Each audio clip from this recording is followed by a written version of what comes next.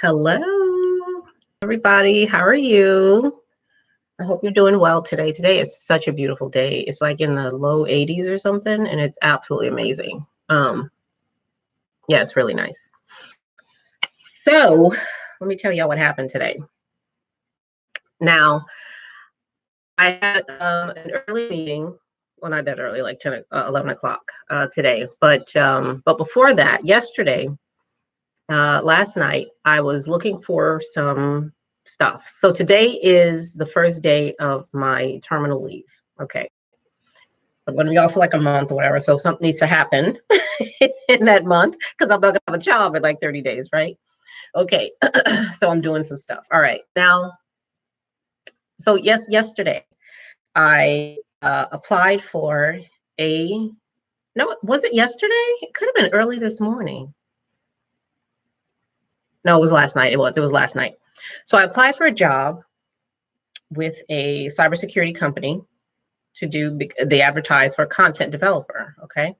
I'm like, okay, cool. That's like exactly what I want to do, content development for cybersecurity. So I'm reading the announcement. The announcement, it said nothing about have you ever developed or need experience developing courses, instructional design certificate or nothing like that, right? It was all about the technical skills. Okay. Can you do, I don't know, I forget what it is, but it was all technical stuff. All right. So I'm like, okay, but so I applied anyway. I don't have that technical stuff. I have some because of what I'm doing for Cyber's Future. I have some, but I have no cyber certifications or anything like that, even though I intend to get a few.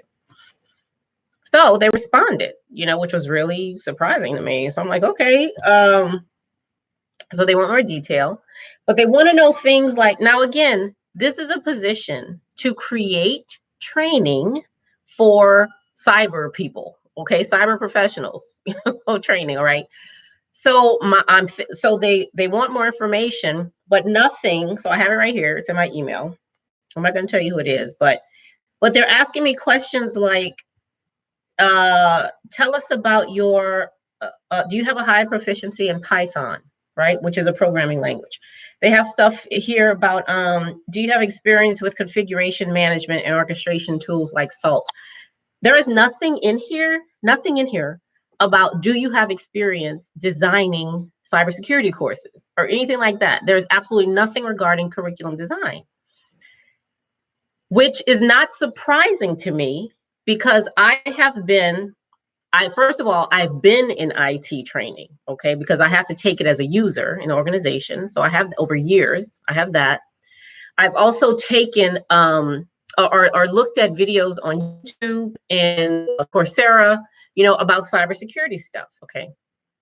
Now, SecureSet is one that I look at on YouTube, and you'll see that hashtag here, SecureSet. They're nearby, at least we have one branch nearby, and they provide cyber training, and it can get expensive. Like $6,000 a person. They have one program that's $20,000 a person, okay, to go through this IT security stuff. That's a lot of money, okay? But what I see from SecureSet, from what I've experienced, what's happening is you're getting people who are very, who have a lot of knowledge about cybersecurity, and you're getting them to put some information together and present it to people, and you're calling that training, okay? There's a book, I forget the name of the guy who wrote it, but it's titled Telling Ain't Training, okay? So just because I get up here and I tell you a whole bunch of stuff of what I know about knitting, let's say I'm telling you about knitting, I'm putting slides together, we gonna learn, I'm gonna train you on how to knit, okay? So I'm telling you, this is how you knit, these are the tools you use and all this other kind of stuff. I'm telling you, yes, now you probably know and can remember something you didn't know and remember before, but that's not training. That's not what that is. Okay? With training, there's some kind of a goal, right? What goal are you trying to think about in being trained to drive a car? That's a whole process, isn't it? You don't go to class one day and hear, this is how you drive a car, okay? And even if you go out into the parking lot and with somebody and practice, like that's not it. It has to happen over time. And then even after you get your license, you're still learning. You're still learning. Every time you get in a car, you're still learning because conditions change, right? You need to learn how to drive in the rain. You got to learn how to drive in the snow. You know, you have to, there's just different conditions, right? That you still have to continue to learn to become a really good driver. It doesn't stop. And I told you this before, it doesn't stop when you leave the classroom. So with this cybersecurity training, what I'm seeing is there is really nobody there, at least that I've seen now, that I've seen and experienced.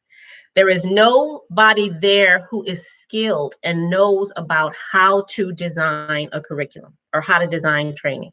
All you have is subject matter experts, people who know the content, know the technical, but they don't understand the humans in front of them that have to learn it. Okay. That's what's missing.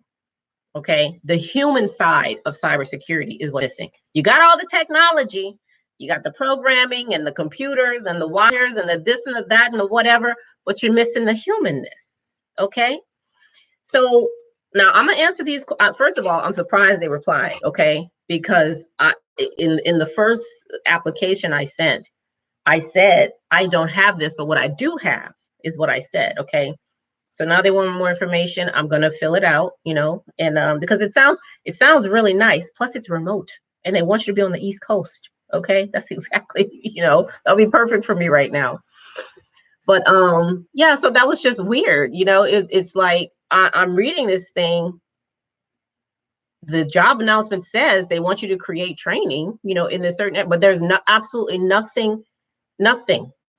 It's like having a job announcement that wants you to drive people around, but there's nothing in the announcement that asks about how long you had your license, what kind of license you have, is it valid?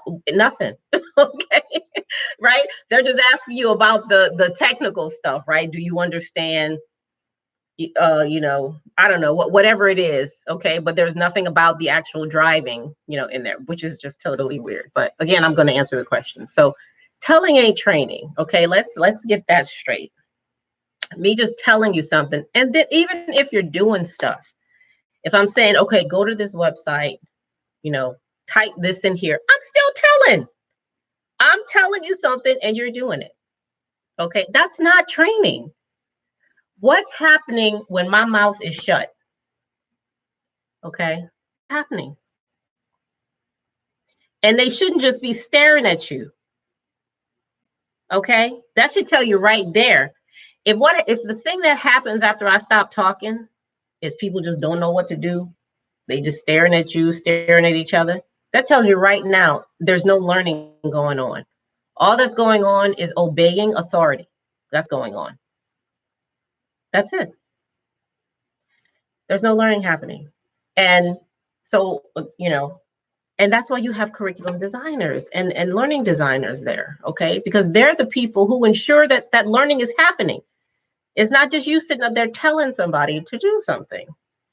And I also hold accountable not just the IT people or the cyber people, but the training people in the organization. That's part of HR. Every organization should have a training department in HR. Where y'all at? What y'all doing? Hello? Do y'all even know what's going on in the organization? You got people creating what they're calling training, okay? And it's not. Like, what are you doing? See, and I can't wait till my article comes out. I have an article that's coming out. It should have came out in September, but they're kind of late with getting their newsletters out. But it's in the Association for Enterprise Risk Management. Okay, I have an article coming out in there about knowledge risk. Okay, and this is what I'm talking about. With the training department has to pay attention to knowledge risk, not just training needs. Okay. Because it goes beyond training needs. You have to find out, well, what's the risk if this person does not know how to do something? And knowledge risk or knowledge failure is when you don't take the required action when it's needed. That's what knowledge failure is. Something had to be done or something shouldn't have been done, but you were not able to do that because you either didn't have the knowledge or you had the knowledge but didn't know how to use it, or you had knowledge but you misapplied it. You didn't apply it in the right way. okay, or it's just totally missing, okay? That's knowledge. So when you look at an organization as to where can we mitigate the risk of knowledge failure, that makes you go into the IT department, you know, and help these people create these training courses and stuff, because they don't know what they're doing. You know, that's not their job. They're there to code and, you know, create apps or whatever the hell they're doing. They're there for that. The learning department needs to get together with all these areas in the organization and be like, listen, where is your highest risk of knowledge failure? And what can we do as learning and development in the organization to help you mitigate that risk? And it may not be training. That may not be it at all, okay? People may just need mentors or coaches or something, you know, to be there when they need some, you know, need some feedback. And maybe it's not a technical issue. Okay, it could be a more adaptive issue like relationships. I don't get along with my supervisor. Okay, that's going to compromise the way that work happens. Okay, you may need a coach in that situation. Okay, that's a potential area of knowledge failure. Okay, all right, so I'm going to fill this out. Like, I'm going to do this. And I'm excited that I even got to this, this second, because I have to tell you, all that stuff they were asking for, you know, I didn't have any of that. Now I have some because of what I've been doing with the Cyber's Future. I am learning some programming in Linux and, you know, all this other kind of stuff. But I can't, you know, ain't nobody gonna hire me for that, right? Because I don't. That's not what I do. But I know enough, and I'm learning enough, you know, to be able to create really good training along with the SME, along with subject matter experts who do know a lot of that stuff. Okay. Yeah, so I'm gonna fill this out and I'm gonna see what happens. But I'm excited about it. Today was a pretty good day. It was a pretty good day. I'm gonna be writing. I'm gonna be doing a lot of writing, which is good. I was able to talk to someone yesterday about what I'm doing, and he gave me some really good advice. So I'm going to create some visual resumes and give that to him, because he's going to give me some names of people, you know, that I can speak to in the nonprofit area, as well as for profit, as to what I'm trying to do here. So yeah, I'm really excited about this cyber thing, as you guys can tell. And I think I'm really finding my niche, okay? Because learning can go anywhere. I can do that for anything. But I'm really enjoying the cyberspace because they need a lot of help, first of all. They need a lot of help. And I'm here for it, okay? I'm here for it. All right. That's all I have right now. So I'm going to do this and I'll get back with y'all sometime tomorrow. Okay. Bye.